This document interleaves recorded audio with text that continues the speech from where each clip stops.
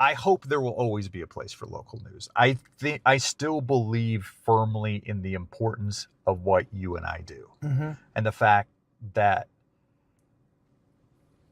facts matter, truth matters, honesty matters, and information. I mean, just the responsibility that you and I have as journalists to bring accurate information to people. I hope that never goes away. I think it could look differently.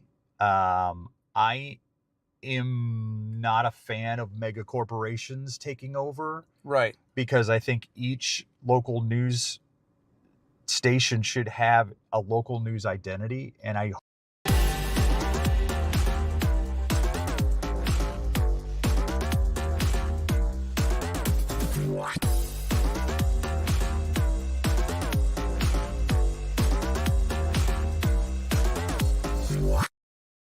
KSAT 12.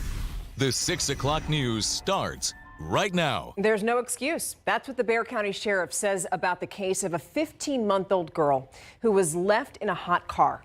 That baby died, and deputies arrested her parents. But Katrina Weber reports that some people are asking whether that's the right response. Patrol cars signal trouble in a southwest Bexar County neighborhood. Heartbreak in the back of a hot car.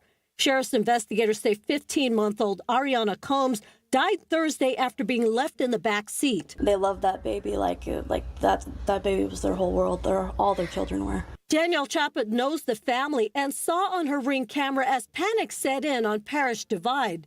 She also saw her neighbor sobbing on her front lawn. She was distraught. According to Sheriff Javier Salazar, this heartbreaking situation also broke the law. The baby's parents, Shavetta and Aaron Combs, both 27, have been arrested. This far exceeded just being absent-minded and for a few seconds. This was a 2-hour time frame. Time enough, he says, for the temperature inside the car to reach up to 150 degrees. He says, meanwhile, the parents, who had just picked up 2 other children from school, were in their own world. He says the mother took a nap while her husband played video games. And unbeknownst to either of them, neither of them had taken steps to take the baby out of the car. It was another child who realized the baby was missing. This is the 3rd hot car death in this part of Texas just in the last month. While not every one of these cases results in criminal charges, sheriff's investigators say in this case it was the evidence they found in that house and the interviews with the parents that led to their quick arrests. From what she knows about the family, Chaput believes this was an accident, one that has changed lives forever. Katrina Weber, KSAT 12 News. Child safety experts say that to avoid getting distracted while driving with a baby in the car, you should create little reminders like placing a purse or cell phone in the back seat. And that way, when you go to grab an item, you're also going to remember the child. If possible, also try to make it a team effort. Have another adult help, especially if you're traveling with multiple children. Maybe have them unbuckle them and bring them out of the vehicle, and maybe have mom be in charge of the older children and help assist them getting out of the vehicle. They're just more ideas. For more safety tips, you can check out this story on our website, ksat.com. What led a 41-year-old man to aim his shotgun at police? San Antonio police say that a man fired several shots into the air before pointing a gun at them. And that's when investigators say that officers shot and killed that man. Happened this morning on the city's east side near the Hay Street Bridge. Police Chief William McManus says actually spoke about what happened right after the shooting. This started off as some type of altercation between 3 drivers. The decedent followed the 2 other drivers up to Cherry Street here behind me, where he confronted one of the drivers. No one else was hurt. Police are speaking with the other 2 drivers who were involved in the initial altercation with the suspect. 2 teenagers facing capital murder charges in connection to the shooting death of a San Antonio ISD student. So this right here is the victim, 14-year-old Simon Cuevas. He was beaten and shot on April 16th and then died at the hospital. So the victim, we're about to show you some surveillance video. You're about to see him there. He was walking with a group of people when he was attacked right near Brewer Academy. The 2 teen suspects, both minors, ages 14 and 16, and both of them are expected to go before a judge on September 11th. So now a total of 3 suspects in this case are in custody. 18-year-old Fernando Flores was arrested earlier this month, and then on Tuesday, another suspect, 20-year-old Cesar Tijerina, died of a self-inflicted gunshot wound in Laredo. SAPD have yet to confirm if there are any more suspects in this case.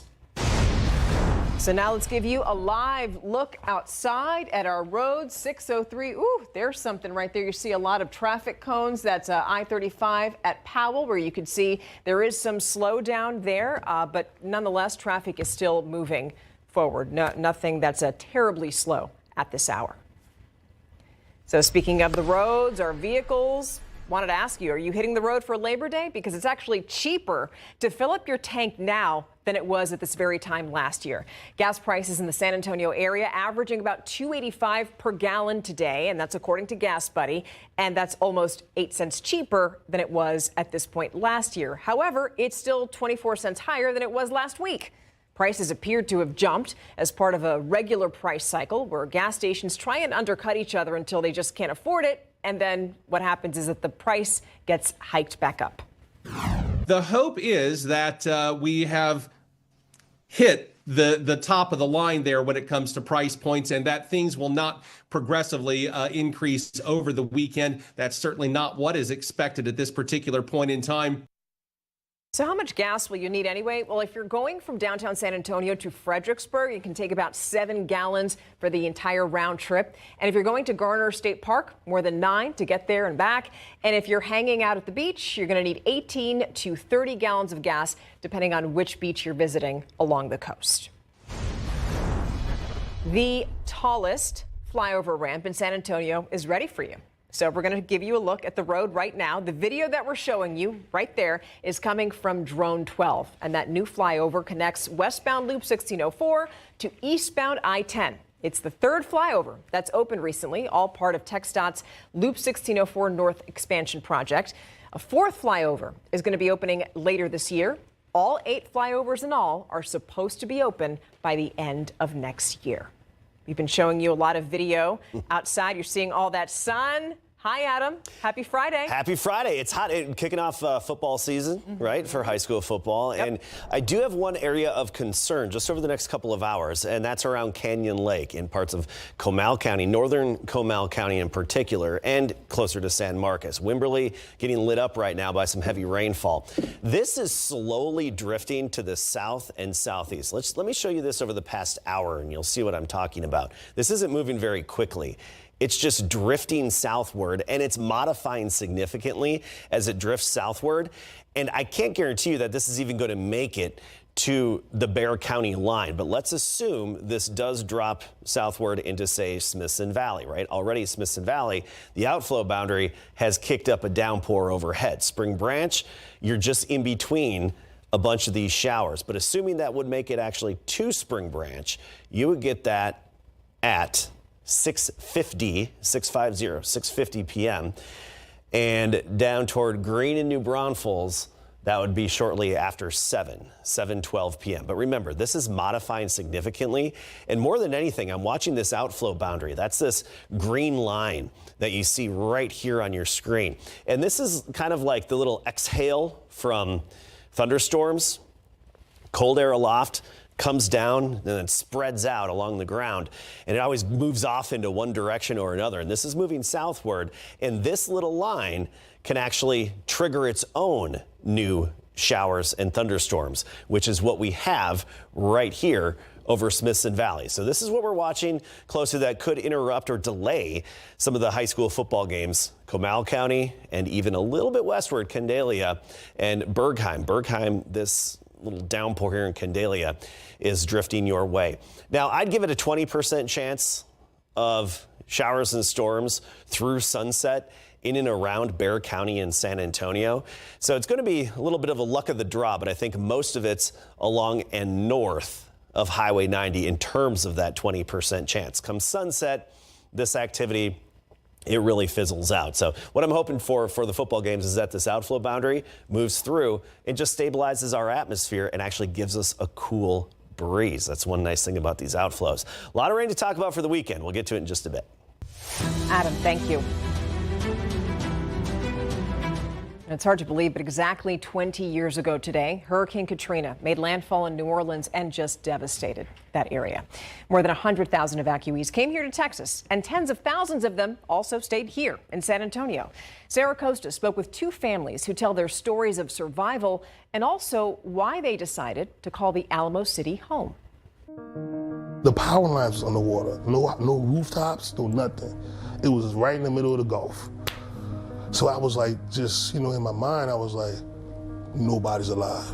Whoever's in the house is dead, 100%. The wind was so strong, it would literally move your car over and other people's cars, and the kids are screaming. It was a nightmare. Rodney Boisley and Angela Williams recall the day Katrina hit New Orleans in 2005. Both lost their homes. Rodney had to stay because he was working at one of the hospitals. They lost power after the first day, then moved all the patients and everyone on the roof for 5 days. Lots of people died. Having those patients pass away and then having to shake that feeling off and then grab this body and take this body over to an area and put multiple bodies in that one area. The mental state you have to be in to just to do that, to just shake it off. It was dark, hot, and they only had water, no food, just waiting to be rescued. On the third day, I was able to call my wife and let her know that I was at least alive for just a short moment. And that was a very emotional call. On the 5th day, the Air Force rescued them. He was bused to Houston, where he finally reunited with his wife and 2 young children. They then found refuge here in San Antonio because he had an uncle at Lackland Air Force Base. Angela was able to evacuate with her then 3 kids under 10, but it was finding a safe place for weeks after that was hard. 13 of us in one motel room, not a hotel, but a motel room. Angela says it was her faith that brought her to San Antonio. And I just heard from God, call your brother. And the phone worked, and I called him, and he was just so grateful to hear my voice. And he's like, Angela, leave right now and come down here, come to my house. We'll take care of you. 703. Angela now owns 2 Christian bookstores and is a pastor. Rodney continues to work in the medical field and DJs on the side. Both have homes here where their children grew up and thrived. Both say they stayed because it was the people. People were collecting money and they had no idea who I was.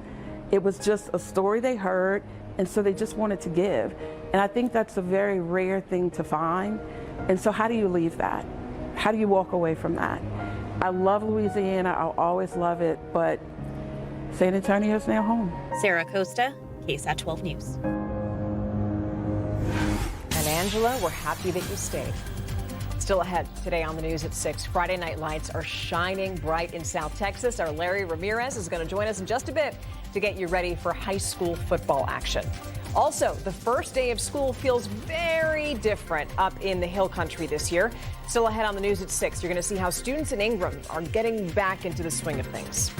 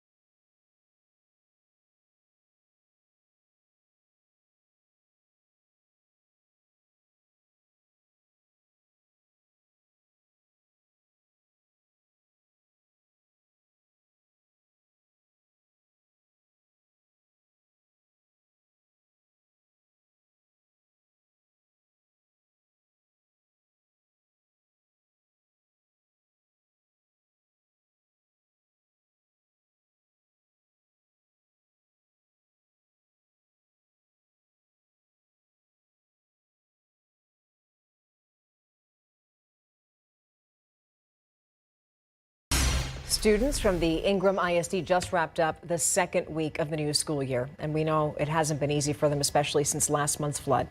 Erica Hernandez shows us how the warrior spirit of students and staff is shining now brighter than ever. The Guadalupe River usually sits quietly across the street from Ingram ISD, but on July 4th, everything changed when historic flooding rushed through the area.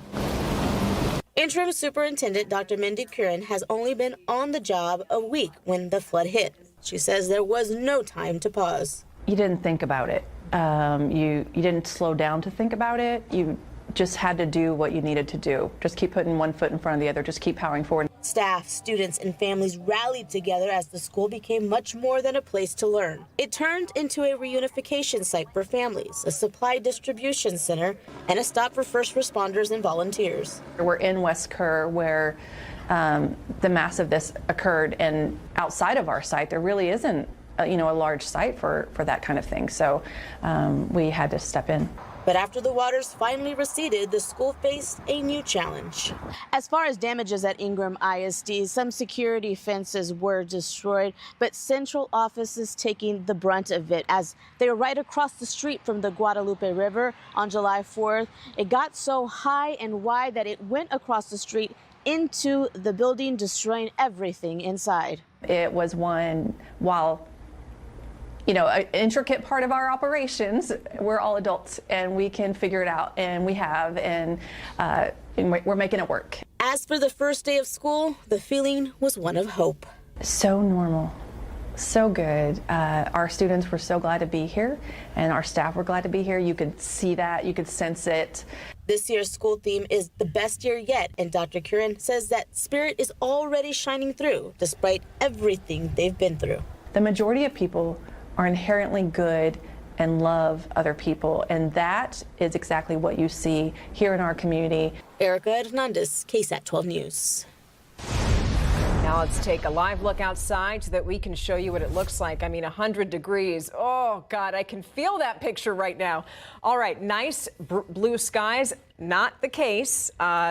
Just a little bit far away from us, right? Yeah. Adam, you were talking about rain before, and also rain that's going to continue in different parts. Yes, and we're looking to the north, and that's where you see some of the darker skies from the storms up in the hill country. I'll have the authority radar in just 1 second, but I want to get to our rain chances quickly and just let you know that they really spike over the weekend, especially Sunday evening on through Monday. That's when they're going to be the highest. Stray isolated tomorrow afternoon, scattered Sunday afternoon, a little more numerous and widespread Sunday evening through Monday. Within any of the downpours this weekend and even Labor Day, a quick 1 to 3 inches, very possible. That could lead to localized street flooding. There is the chance of a little bit of flash flooding, so don't be surprised if you get a few flash flood warnings that would mainly be impacting travel on roadways. And some gusty winds that are just noticeable, may topple over a patio umbrella that's not collapsed, something like that. But right now we're not anticipating anything really to the severe levels of wind. Of course, that can change between now and then, so just have your Weather Authority app handy. Now, this is what I'm seeing here. Notice how the lightning strikes aren't as numerous, and I'm going to turn on the lightning counter. There it is in the upper right. The lightning strikes aren't as numerous in this thunderstorm that's moving into northern Comal County and Canyon Lake. That's a clear indication that this is weakening. Not only the radar signature and how it's collapsed quite a bit, but also the lack of electrification. This is falling apart, and it's throwing this outflow boundary southward. There's that green line. Kick-started a shower and storm right near Bergheim, especially on the north side of Bergheim. This is over the Guadalupe River, but nothing to cause any flooding. I do want to point out, with that decaying, that thunderstorm decaying, I don't expect that to make it to New Braunfels or Bulverde or even northern Bexar County. But I do want to point this out. This outflow boundary, that's a bit of a cooler breeze is the best way to put it. This could drop temperatures a good 5 to 10 degrees right when it moves in. So I'm going to track the outflow boundary, that cool wind from the thunderstorm. It's headed to the south at about 13, 14 miles per hour. That outflow, you'll feel that north wind in New Braunfels at 6:24. You'll feel it at Geneva School, Bernie area at 6:32. Johnson High School, feeling it at 6:34. Reagan High School at 6:45. Hollywood Park, 6:51. Hill Country Village at 6:57. That's not storm timing. That is the cooler breeze timing as a result of the storms that have been north of San Antonio today. I do think odds favor kickoffs just on time and games not being impacted in and around 16:04 and 4:10 around San Antonio. Just the off chance of something popping up that we'll keep an eye on. And I'll actually, if something does pop up, I'll come live on the Weather Authority app once this newscast is done. Let's go to tomorrow. Action starts in the Hill Country in the afternoon, then drifts southward into the evening and even lingering around a little bit after sunset tomorrow evening. But again, rain chances are highest Sunday night and on into Monday. Notice the cooler temperatures to the north, 76 Wichita Falls. What's that like at 6 o'clock, right? It's been a while. It's been a minute. Dallas at 80, Lubbock at 85. We're going to get a little taste of that not as hot air. I can't call it cooler air. I'm sorry. It's just not as hot air. And by Monday, we're talking 90 degrees for the high temperature. Today, we made it to 102. That's our 18th? 18th triple digit day.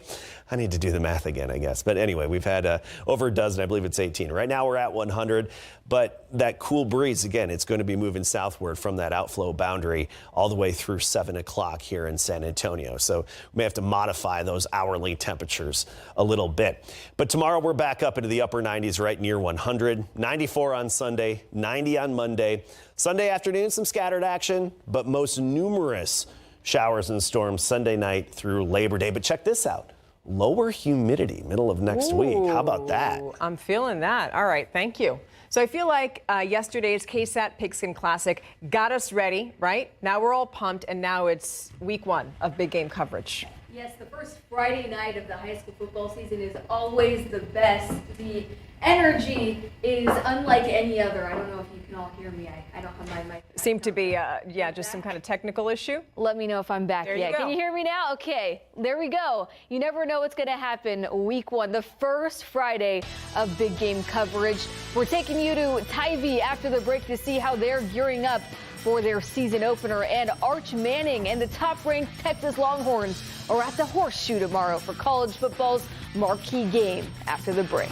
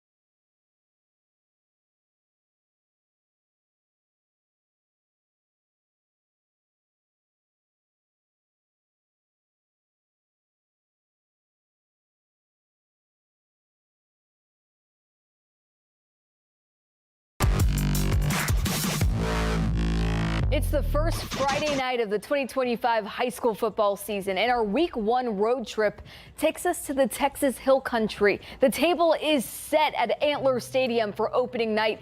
Tivy welcomes Del Rio to town. Not only are the Antlers chasing their 3rd playoff appearance in 4 seasons under first-time head coach Curtis Neal, they're also taking advantage of the moment to help the hard-impacted Kerr County community heal and honor first responders.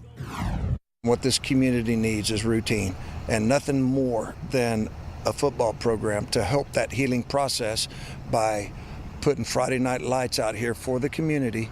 And we have some big things in store, big plans up ahead with different events pre-game that we're excited about.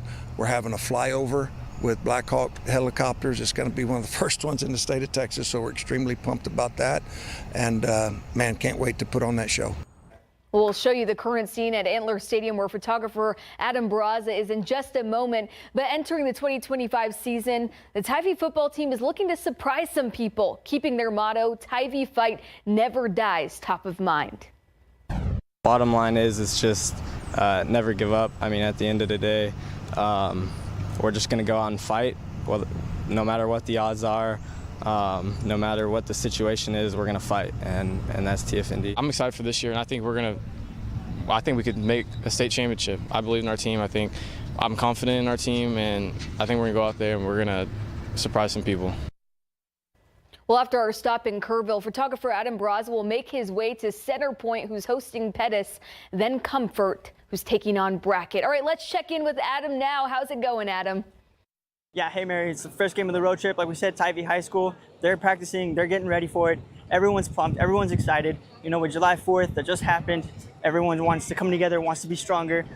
With that first game, it's First Responders Night, flyovers are happening, a lot of amazing things are happening within the city and bringing everyone together. So with that being said, I'm gonna send it back to you, Mary. All right, thank you, Adam. Well, weather update. There's no rain on the field in Kerrville, but there's lightning in the area, so Tivy could see a delay for kickoff. All right, here's our week 1 game of the week matchup. Brennan taking on Reagan. We'll have highlights and post-game reaction on the Night Beat and again after the Night Beat, streaming live on all of our platforms. We've been in some tough venues. You know, playing at Kyle Field last year was a tough venue. Playing at Michigan last season, defending national champs. Going to Alabama the year before that. So we've been in some tough venues. Well, the #1 Texas Longhorns and defending national champion 3rd-ranked Ohio State Buckeyes are the game of the week, a rematch of the college football playoff semifinal. Now, Steve Sarkisian has a strong track record of playing in tough environments. The Longhorns are 11-0 in true road games dating back to 2022. Kickoff is tomorrow morning at 11 a.m. I'm going to do my job. And I mean, it take all 11 at the end of the day. It just take everybody understanding what they need to do, holding everybody accountable. You know, one guy can't just stop the run. You know, everybody got to be on top of it. And, you know, that's going to be my job, is to do my job and be physical, play ball how I know how to play ball. Well, as a result of trading Micah Parsons to the Packers, the Cowboys welcomed defensive tackle Kenny Clark to town today, and you heard him there emphasizing the importance of stopping the run, which is seemingly one of Dallas's top priorities entering 2025, and that'll be a big key to defeating the Philadelphia Eagles week 1. Okay, awesome. Thank you so much for that. Yep. And as for you, after the break, we're going to get you ready for the weekend. Stephanie Guerra is going to be here to tell us about upcoming events. Let's have some fun with Puro Picks.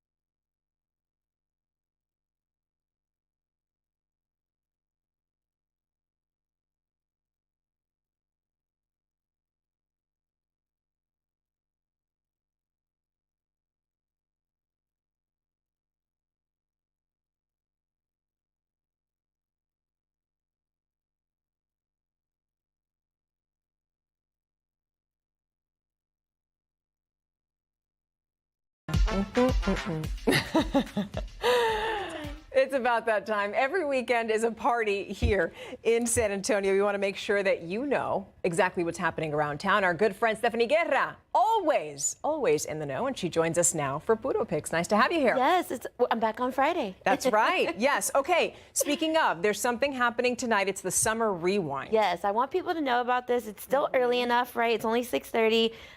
Hemisphere, everybody was so sad when their DJ night ended, but they're continuing the party with a Summer Rewind, but now it's over in the Springs. So around the water features, more where kids can play. They have the Texas market with vendors, a DJ, splash time, and it goes on from now until 10 p.m. So, you know, the weather's getting a teeny bit cooler.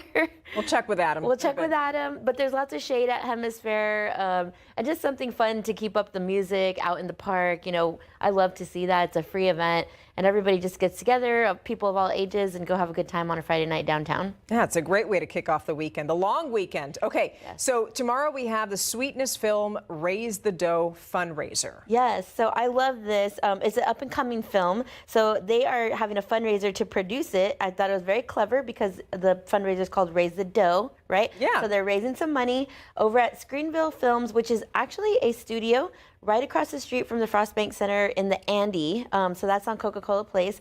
You just have to go to the Sweetness Film social media to see the RCP link. And they are raising funds to create this film that celebrates South Texas Tejano culture. So I can't wait. I'm very excited for that.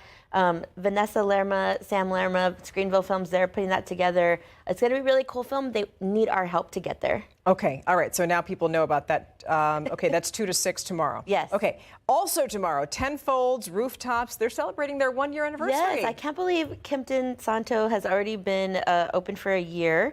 So, I mean, with that construction, hopefully it'll be done soon. They can really party, but they're having rooftop celebrations all weekend long, today through Sunday. But tomorrow is actually going to be a really cool party with $1 bubbles. So that's champagne while supplies last. They're also having, I believe, $1 valet, a DJ on. And if you haven't been up to that rooftop yet, that is one of the most beautiful rooftops in San Antonio. 10th floor, it's covered. It's full of shade, and you get to see all of Hemisphere, the Convention Center, Alamo Dome, Tower. Like, it's just a beautiful view that's really hard to find anywhere else. Also a good date night for tomorrow. It's a great date night. Great date night. Also tomorrow, there's the 40th annual Filipino and Pacific Islander Festival. Yes, so Saturday and Sunday, the 4th annual Filipino and Pacific Islander Festival is happening at the Garden Ridge Civic Center, so right on the edge of San Antonio up north. It starts at 11 each day. I thought this is really cool, you know, unique festival for San Antonio. Filipino food, music, Pacific Islander. It's all incorporated, and they're going to have vendors, fun. If you check out Filipino Fest San Antonio's social media and website, you can see all of the vendors that they'll have there, and it's free. So I believe it's free from what I saw online, but definitely check it out. And I mean, it makes for a cute little road trip, right? You've got to drive about 15-20 minutes outside of town, but it's nice to get out every once in a while. Well, it's also nice because you get to enjoy Filipino culture. I was just looking up this stat. There are more than 200,000 Filipinos in the state of Texas. Most of them actually they are down in the Rio Grande Valley. Yeah. Just saying. So that community has been growing exponentially. A lot of military bases for decades, great big population. So that's going to be a really fun festival both days, Saturday and Sunday. Okay. And then Sunday, we have Bomba Estéreo. Yes. So I love this band. They're a Colombian band. They haven't been to San Antonio in a while. I don't know, maybe over a decade, but they are blowing up. And they're on tour with another group from Venezuela called Rawayana. And they actually produced an album together.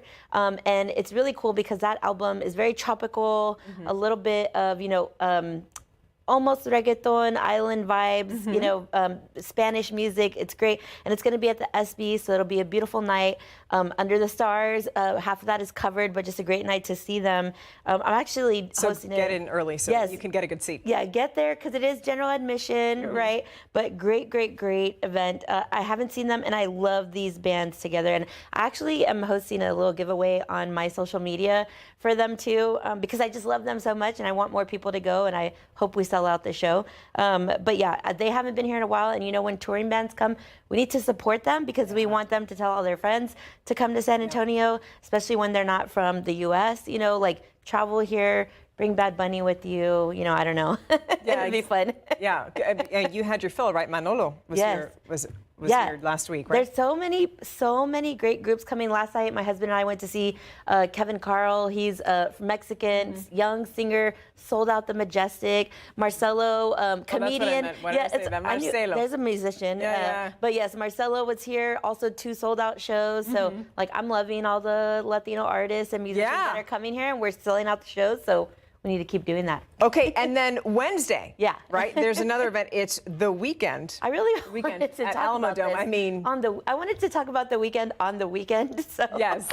And I also wanted to give everybody a heads up, right? Because you're not used to big concerts on a Wednesday downtown. So the weekend, it's probably going to be sold out. Over 50,000 people. Starts at 7. Tickets are still available. I think they are pretty limited. But he's a great musician, right? Yes, he We is. know him. We're so glad he's here at the Alamo Dome. And Via Park and Ride is going to be available. So make it easy on yourself. Catch Via. And it's actually going to be at 3 locations this time around. So stop at one of the locations for Via Park and Ride. Park your car. Don't worry about downtown traffic and construction. Yeah, you don't want to deal with that. No, and it runs, you know, through the evening, so you can still come early, eat dinner, go to the show, go back home. So it's going to be a fun week. And Labor Day, hopefully you all get some rest if you're off. If you're not, I'm sorry. That's why I give you the events on the weekend, so you can go party now. Okay, lovely. Well, Stephanie Guerra, thank you so much for joining us for Budo Picks, and we can't wait to see you again next week, right? Can't wait to be back. I'll be back. Get us ready for that. All right, thank you. Now we're going to take a live look outside so that we can see what we're dealing with. Oh, I'm looking at that temperature right there, 100 degrees. Not a lot of fun, as we know. There's that event now going on at the Hemisphere from 6 to 10, which Stephanie just told you about. Yes, but Adam Caskey is going to join us right after the break to get us ready for the rest of the weekend. We'll be right back.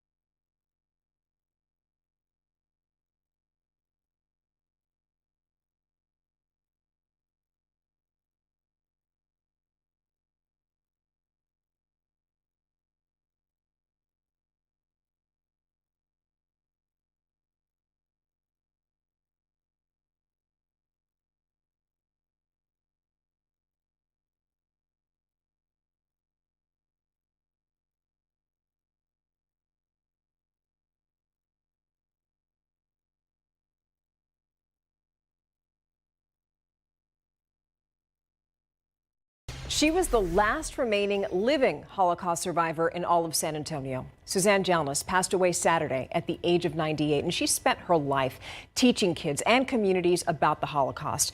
Our Courtney Friedman sat down with her family, which is vowing to carry on her legacy. She just had been through so much.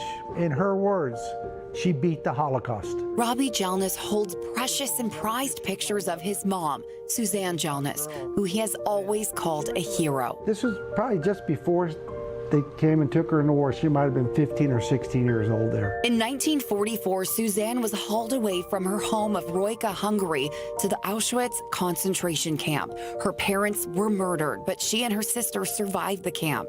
Her husband died at 39 years old, leaving her a single mom with 4 boys. In Jewish families, we know the matriarch of the family, right? But she was the matriarch, you've said, for San Antonio's Jewish community. She really was. She was involved in just about every organization, and she was kind of the glue that held them together. That includes the Holocaust Museum of San Antonio. It was important to her that people did not forget, and she spoke to literally thousands and thousands of people here in San Antonio and surrounding areas. She spoke to the Shoah group, which was directed by Steven Spielberg. My mother, from what she went through, suffered from PTSD. So it was a daily routine just to see her break down and cry. She was emotional, yet she kept telling the story.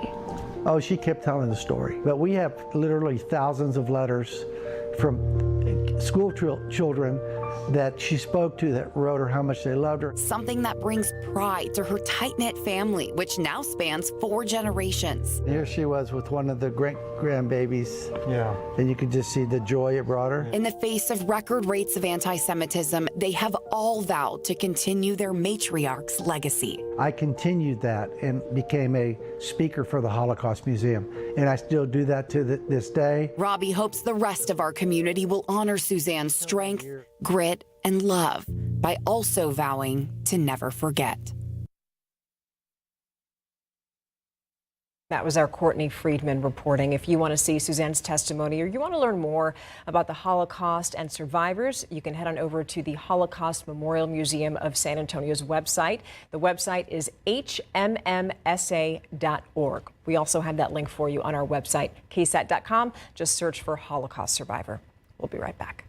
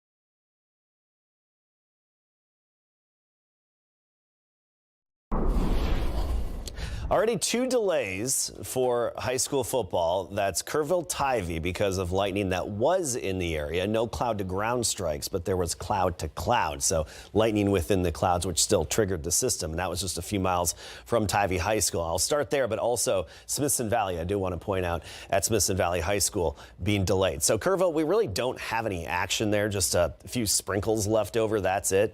This was a just small thunderstorm. We'll go back over the last 30 minutes. You see, it rained really hard on the west side of Kerrville, but Tivy High School is here on the east side and didn't really get hit by the rain, but just a couple miles away, that's where there was some lightning up in the storm that triggered the delay. That is dissipating. You're in the clear, Tivy. You'll be in the clear. So you'll have to wait out your, 30 minutes from the previous lightning strike, and then you're in the clear.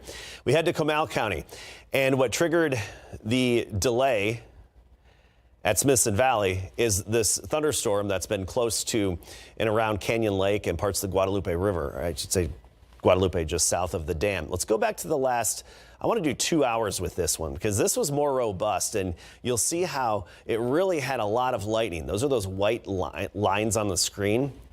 Sometimes I refer to them as the little whiskers on the screen. Those are those white lines. And you see Smithson Valley right here and those thunderstorms approaching, but not quite making it to Smithson Valley necessarily. You look at the high school here right along or off of 46, and there's rain just a few miles away from the high school. There's 4 miles away. You have downpours, but this is weakening and falling apart, and the lightning is becoming less consistent. So they were really diminishing. This thunderstorm is diminishing, and there's not nearly as much lightning. Oh, look at the latest scan. It got even weaker, this thunderstorm. So Smithson Valley, you will soon be in the clear. Those of you in New Braunfels, you've been watching this thunderstorm. It's weakening, nothing to worry about anymore. If there's a rumble of thunder off in the distance, it's the exception, and it's not going to develop into anything new. More than anything, we also have this outflow boundary pushing southward.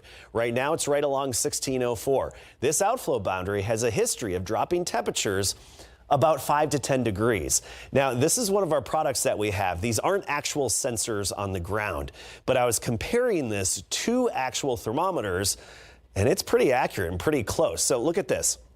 Where we've had the thunderstorm, temperatures right now near 80 degrees, where we've actually had storms.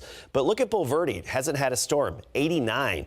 And now into northern Bexar County, 87. That's because of that outflow boundary that's pushing southward. Even 91 closer to New Braunfels and 94 in New Braunfels, that's going to drop a little bit because the outflow is moving through as we speak. So more than anything, this little outflow boundary, I think, is going to be our friend for high school football games from Gonzales, Hallettsville, Seguin to Schertz, down into San Antonio, Helotes, and that's going to make it, let's give you a time. For downtown, that outflow boundary is going to make it downtown by 8:06 p.m. It would make it downtown. So that's the timing of that nice little outflow boundary that should help to cool temperatures a little bit, give you a small little bit of relief. Tomorrow afternoon, a few stray pop-up storms, higher chances in the hill country, but then a 30% chance around San Antonio. Most of the action along and north of I-10 tomorrow. Sunday afternoon and evening, storms become a little more numerous. Sunday night, fairly widespread, more coverage across our area.